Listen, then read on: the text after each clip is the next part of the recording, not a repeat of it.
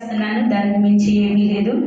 ఆ టయానికి దేవుడు ఎవరిని లేపుతారో, ఎవరిని నిలబెట్టుకుంటాడో ఆయన చిత్తమయ్యింది. కాబట్టి దాని నిమిత్తాన్ని మనం అందరం ప్రార్థన చేద్దాము. దైవ కార్యాలు ఎలా ఉంటాయో ఎవరికి కూడా తెలీదు.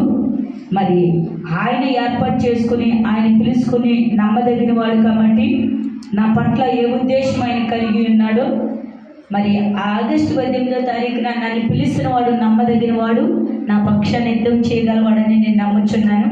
మంచి దైవజనుల్ని దేవుడు ఏర్పాటు చేయాలి. 15 రోజులు మన ఎదుట ఉంది. 15 కూడా కాదు, 14 రోజులు ఉందనుకుంటా. ఈ 14 రోజుల్లో ఎందుకంటే దేవుడు సమస్తం సమకూర్చాలి. నేనున్నాను అని ఏ వ్యక్తినైనా ఇంకా ముందుకు నడిపించినట్లయితే అప్పుడు మన సేవకుల్ని చిత్తపాటు చేసడానికి అవకాశం ఉంటుంది. కొంతమందికి వెల్లడి చేస్తాకైనా ప్రతి విషయంలో కూడా.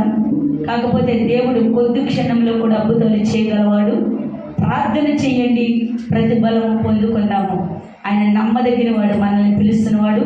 ఆ కార్యములు ఆయన చేసుకుంటాడని నేను నమ్ముచున్నాను.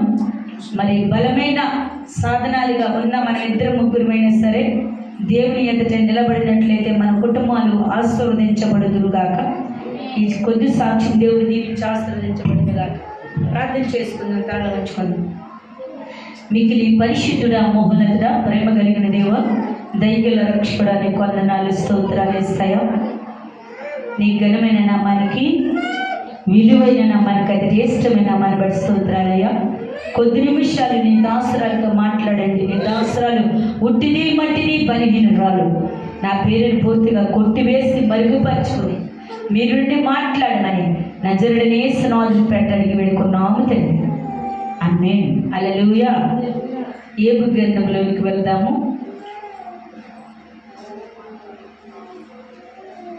4వ అధ్యాయము 3వ వచనాన్ని చదువుదాం.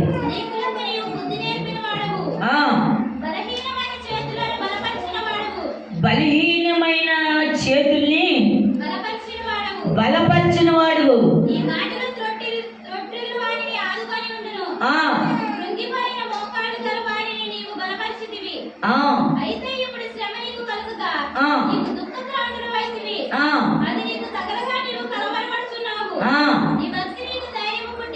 చాలా దేవుని స్తోత్రం.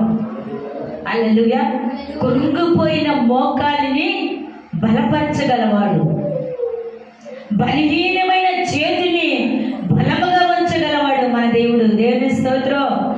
అందుకే ఒక మాట మీరు చదివారేమని, నీ భక్తి నీకు ధైర్యము పుట్టించదా. హల్లెలూయా.